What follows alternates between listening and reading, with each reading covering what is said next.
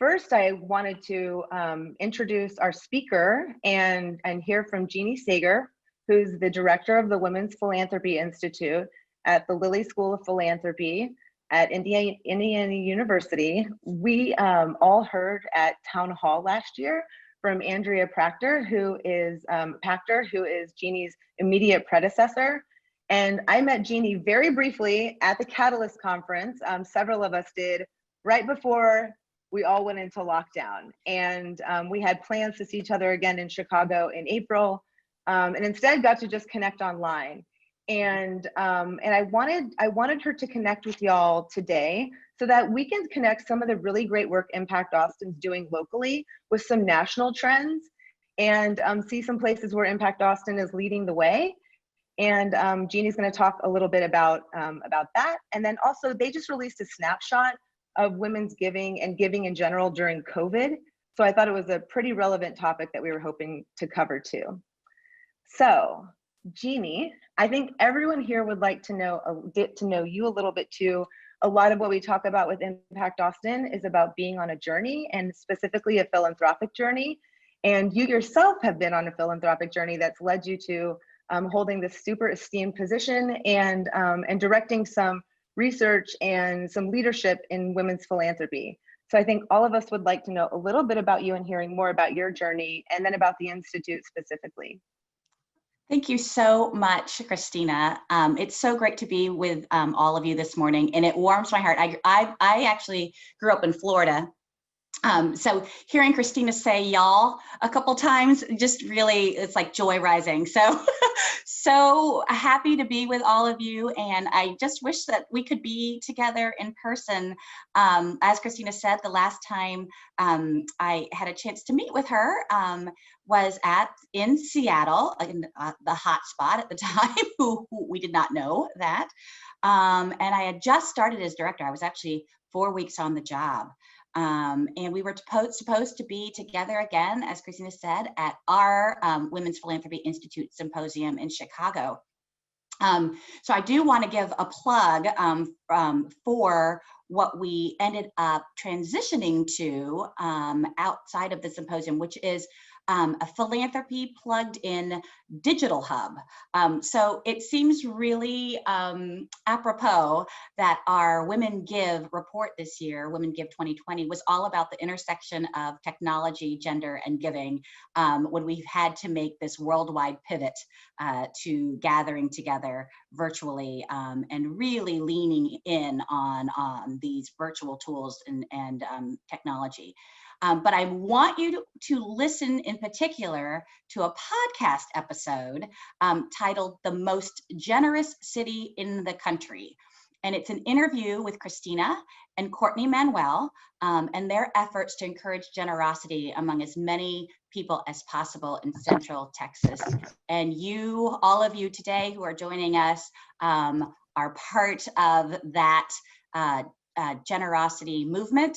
And so I applaud all of you and your work. So a little bit about my journey. 25 years ago, I actually arrived in Indianapolis to do a fellowship at what was then the Center on Philanthropy. And it was called the Jane Addams Fellowship. And it was very unique. So the premise was we would gather as a group. There were 6 of us in the fellowship, all doing post-baccalaureate work. So some of us had been kind of in the workforce, and some of us were getting ready to go to grad school, medical school, et cetera. But it was an opportunity to spend 10 months kind of being in a deep dive to explore philanthropy. And we had the opportunity to be with who I consider the guru of philanthropy. His name is Bob Payton, and he actually coined the definition that the School of Philanthropy uses, which is that philanthropy is voluntary action for the public good. And his idea with this fellowship was that all of us actually would not be in the nonprofit sector. That he wanted to pepper the world with future CEOs and physicians and lawyers and government officials to kind of for lack of a better way to describe it, spread the gospel of philanthropy, to view the world through a philanthropic lens and understand the importance that philanthropy plays in how society works and how we view the world. And so that's how I started. That's really that was a absolutely transformational experience for me and the other fellows. There were 13 classes. So we're kind of all over the world, really. And his wish kind of came true. I would say we're split in half. So half of us stayed in the nonprofit sector and have become leaders at foundations and professors and teachers. And then the other half really did, become physicians and lawyers and are with Fortune 500 companies. So we're out there doing good. And 25 years later, I'm here at now the School of Philanthropy as director of the Women's Philanthropy Institute and part of the leadership team for the school.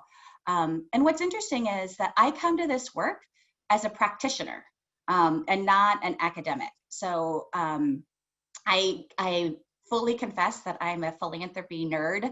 And so I've always been interested in how we can bring the research into practice. But for the last 25 years, I've been in fundraising and in nonprofit leadership, both in higher education and healthcare.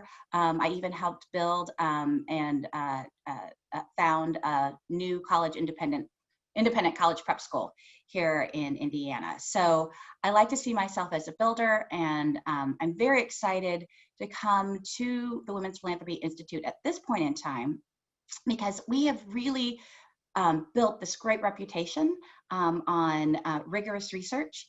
And what we've been talking about in the last couple of years at WPI is, research is just the beginning. It's what you do with it that matters.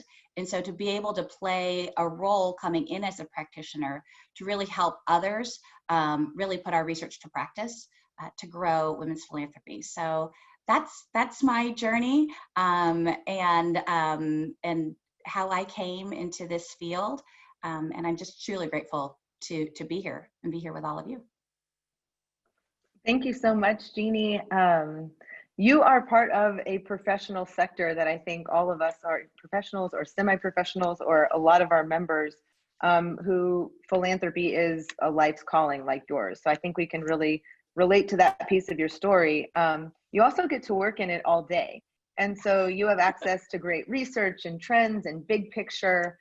And I think that we here in Austin, Impact Austin members, we know our Impact Austin world really well. And I think we also look externally, both for places to lead and also new big ideas. And so instead of needing to go to Indiana to meet you, you're getting to bring some national ideas, trends, data, and anything else you think would be relevant to share to our group right here. So I think this would be a great forum to share some of the either recent data, or if you want to go over, I think some of the technology data too, but wherever you want to get started.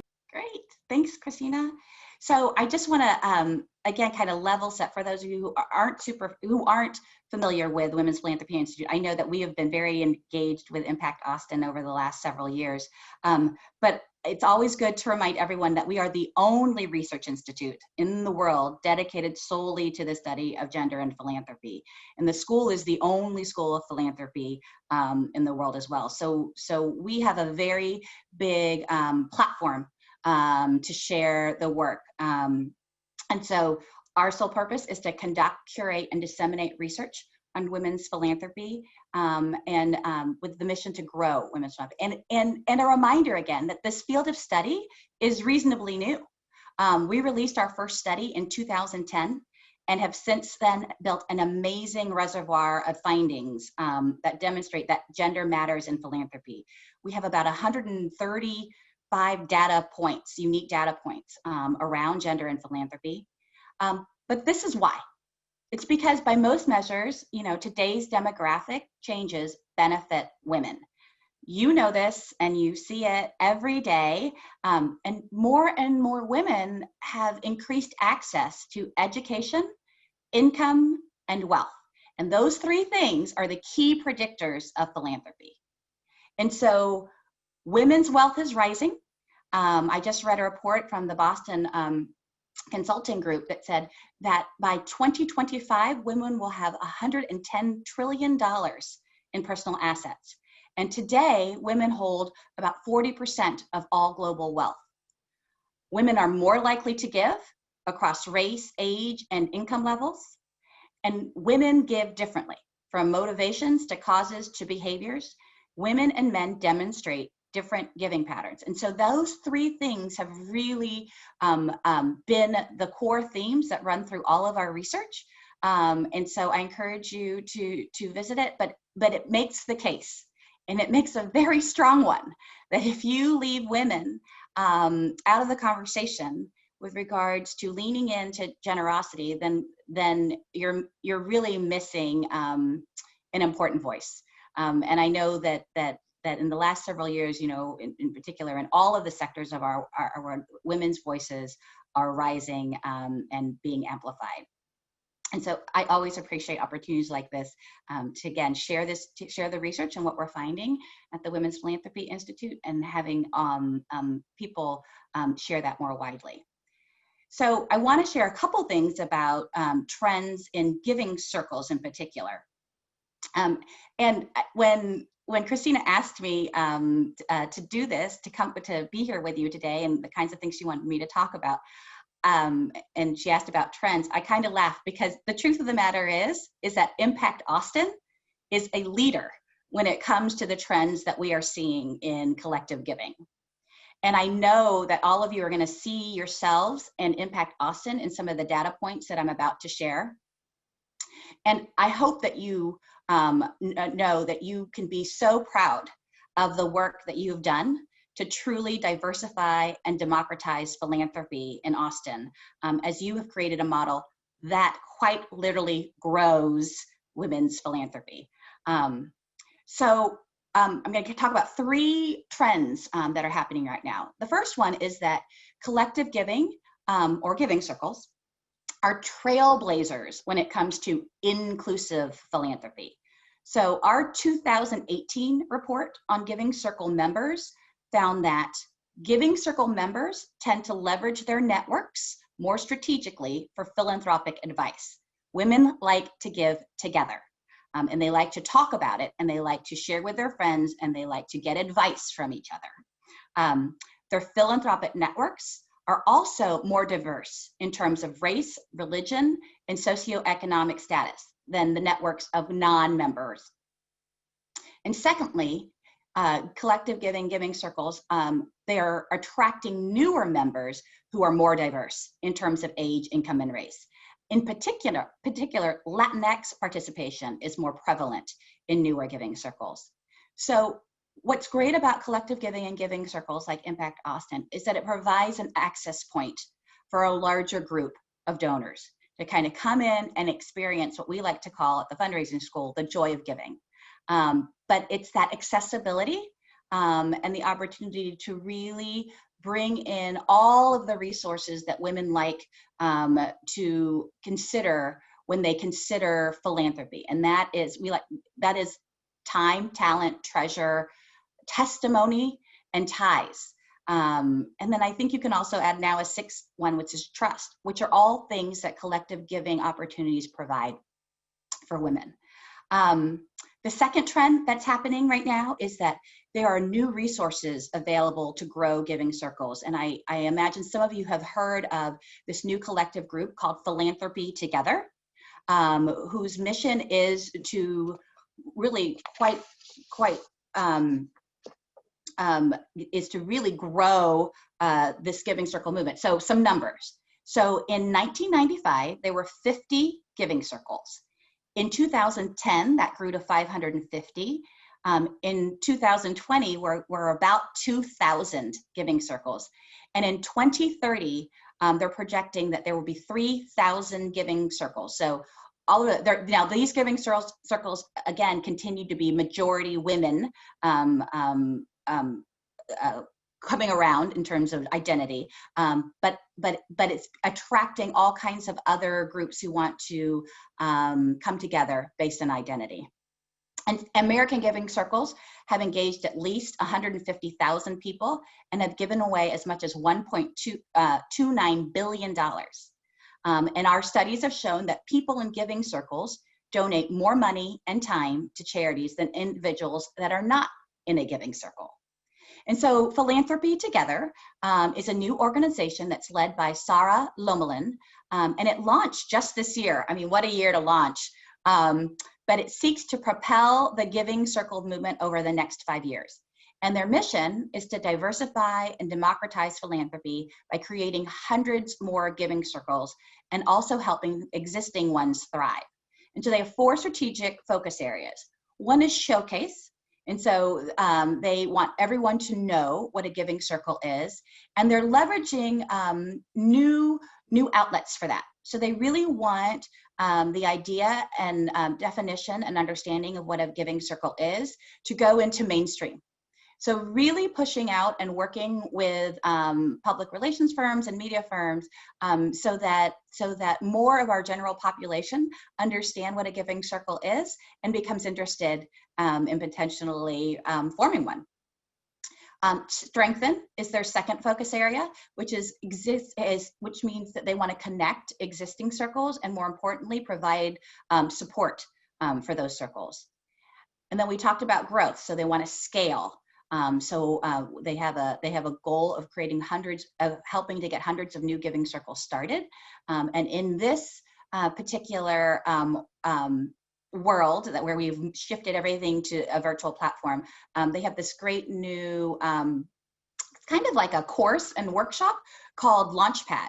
And people can apply and they go through several webinars as a cohort and learn from each other and learn from Philanthropy Together about how to start, best practices with regards to starting a giving circle.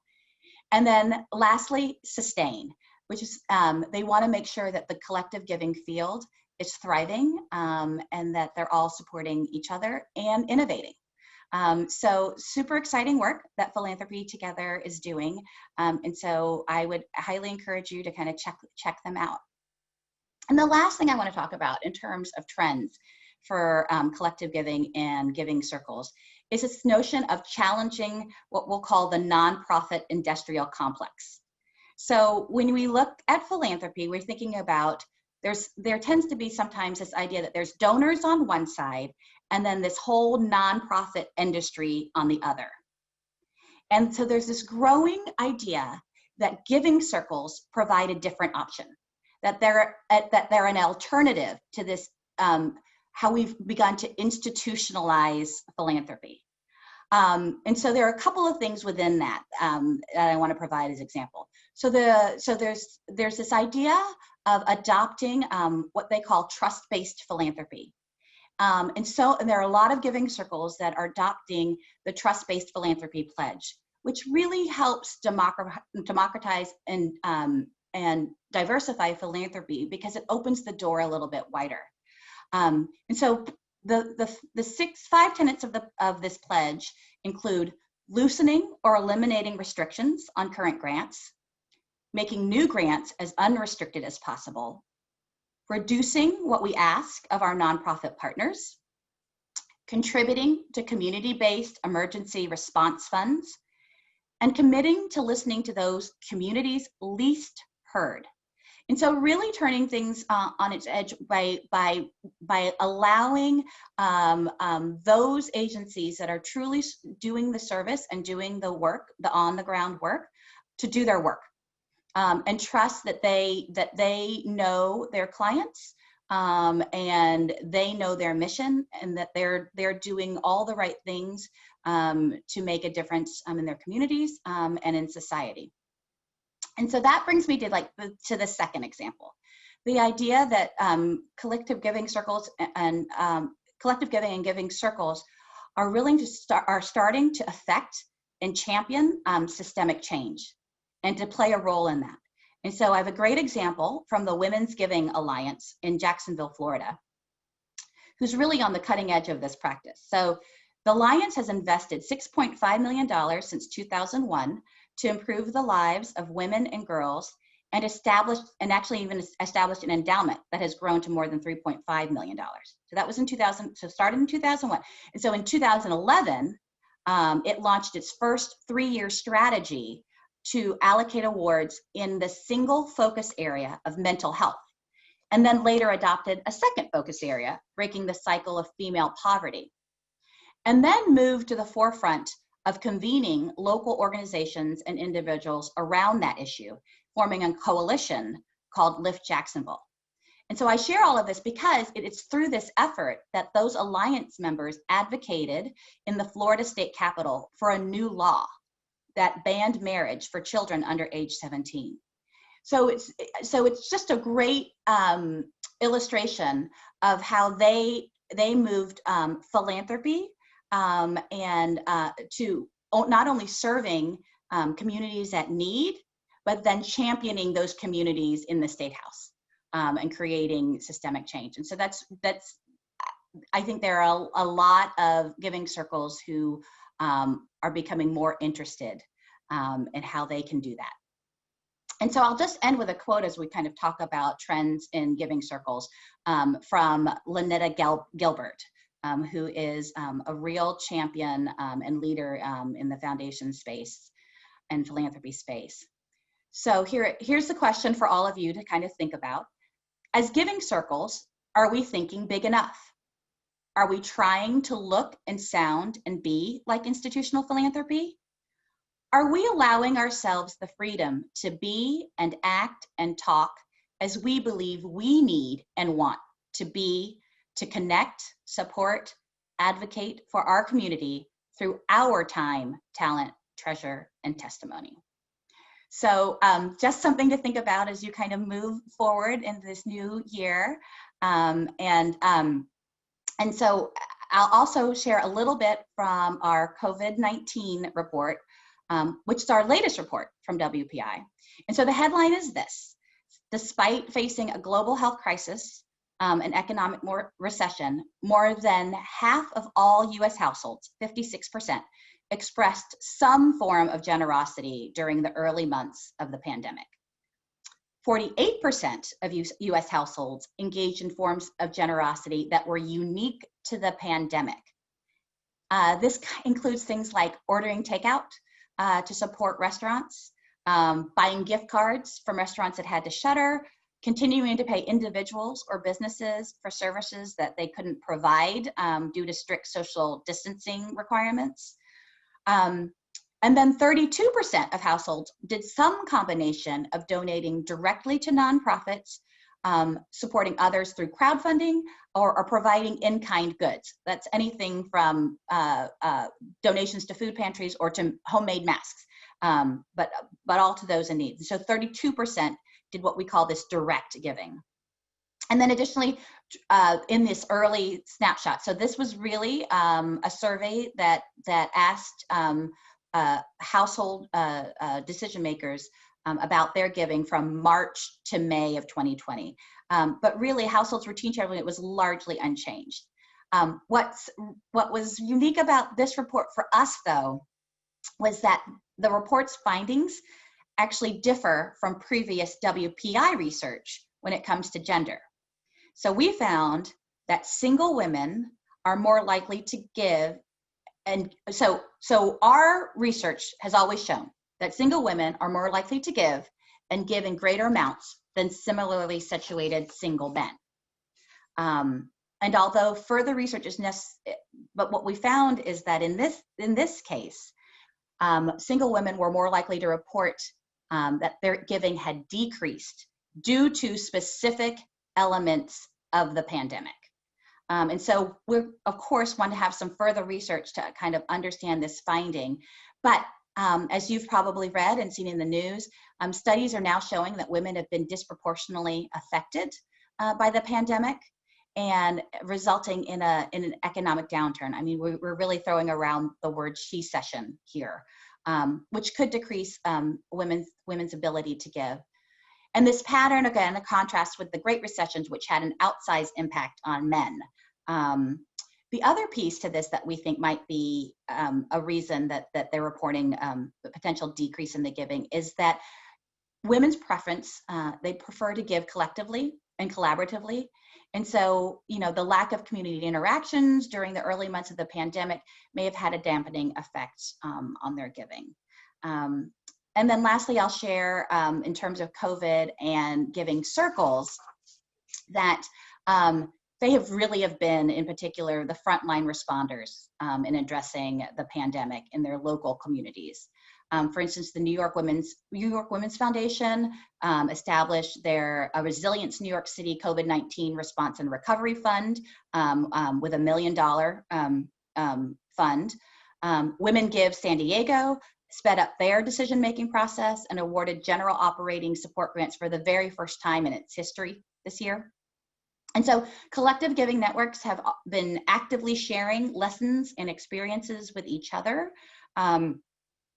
such as encouraging fast-tracking grant timelines, launching local response funds, like I shared, but also supporting members within their networks and adopting, again, the Trust-Based Philanthropy Pledge. And then really looking at and examining the most vulnerable populations in their own communities, as well as reaching back out to past grantees to see how they've been helping. So that's just a couple of examples of how giving circles have really responded to COVID-19 and the pandemic and what's happening in their communities. And so that's what I have for you today. Christina, I hope that's what you were looking for. That was exactly what I was looking for. I'm hoping that we have some time to talk about, to ask questions and answer some questions from the audience. But again, just want to applaud all of the work that you're doing and how you guys are really, truly leading the way. Impact Austin is leading the way in how collective giving can make a true impact in philanthropy around the world and around the country. It is wonderful to hear you say that, and also it's propelling us to continue to do some of the really great work we're doing. And so I had a question from the audience about, the person said, thank you and great information for Impact Austin. And have you seen how other collective giving circles are using the Trust-Based Philanthropy Pledge? Or do you know that other giving circles have used the pledge? So I think it's still a relatively new trend. Okay. It's like brand new. Yeah. And it's quite frankly, it's new to, again, I'll call it the nonprofit industrial complex. There's still just a handful, I would say there are about a dozen to 20 foundations that have really actually adopted trust-based philanthropy and are executing it in their own grant making work. So the Ford Foundation. It's like the Ford Foundation, and then I think that's a piece of this. That's a piece of the larger work that I think we're talking about. We're actually our theme for our town hall this year is trust-based philanthropy. So I saw that you have Pia Infante coming to be your keynote speaker, and she is definitely a leader in this space and a great advocate for the work. And so she's going to be able to provide all of your members with some great information about how it works on the ground. But essentially, I think the piece about trust-based philanthropy and why giving circles and other Impact 100 organizations are looking at it is the idea of really allowing those grantees to do their work and to be able to focus on that as opposed to constantly chasing dollars. And so I think in particular for Impact 100 members who are engaged in the grant making process, they do get to build relationships with these organizations. And they do, and what happens when you build a relationship is you build trust. And so you get to a place where perhaps you feel like you feel like you have a responsibility to make sure that the dollars are used appropriately and wisely and are being directed the way that the donor has intended. But on the other side, you want to make sure that you do that in a way that doesn't impede the actual work and mission of the organization. And moreover allows the organization to use your gift and your grant to leverage other dollars, again, without having to create extra work that is actually not going to the mission and actually doing the work that you were so excited about and drawn to. And so I think in ways that Impact 100 other Impact 100 groups are looking at it is, again, that idea of how do we streamline the grant making process and the grant reporting process, not only for these institutions and organizations, but also for the members. So, you know, we're all getting busier and busier as you know, this is a volunteer thing. This is your philanthropy. So how do we create and put systems in place that make it easier for participation on the member side as well? I think it's very much in line with the new streamlined grant making process that we rolled out, and I think with trust-based philanthropy too, especially with the pledge being sort of larger foundations taking the lead. It's because I think that a lot of that work probably does need to happen more urgently in some of the larger foundations. They control so many dollars that go out, and they also there's more institution built in there where there needs to be more power balance and level setting. And I think with trust-based philanthropy that I'm seeing with Impact Austin and with other giving circles is that it's formalizing and creating a framework for a lot of the work we're doing.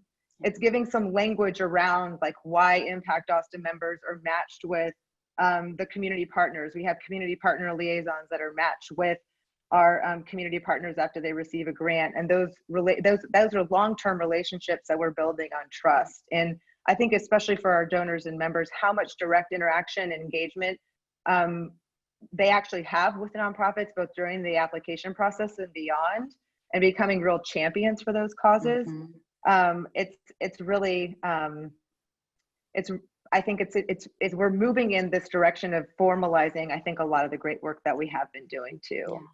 There was another question. Oh, sorry, okay. Jeannie, go ahead. I was just going to say that, you know, another result of the Impact 100 model is this idea of being able to introduce members who to the work that's happening that they might not have been introduced to before in their other, you know, in their everyday life. And so, you know, you're creating a base of advocates for work and passion that maybe some members never even knew that they had yet until they engaged in that activity. And we've been in, so I think this may be, there's another question, and then I think I can tie some into Impact Austin too, and just give y'all just a brief update. And I think they're highly relevant, so I'd love to fill you in too, Jeannie.